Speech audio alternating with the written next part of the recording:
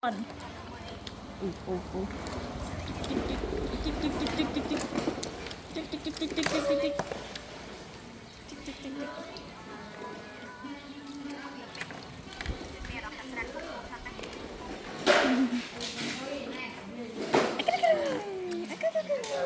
Thôi, bao ngày vậy?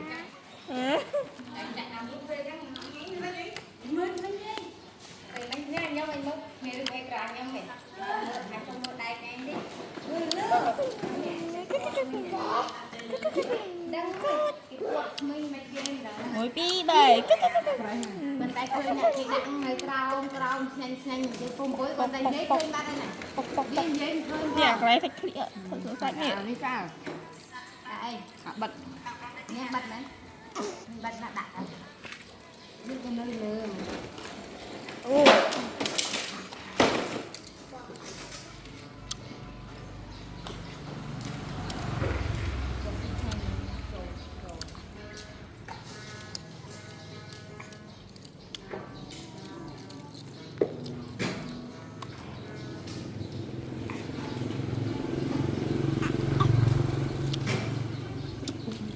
Sẽ sạch người ta phải đánh Nhanh lên bên kia rồi đấy. Đưa hả? ngay chúng ta cô ở màn bóng ha Đây. 7 4 á. thạch nhân đất này nhân đất đất nhân ở cô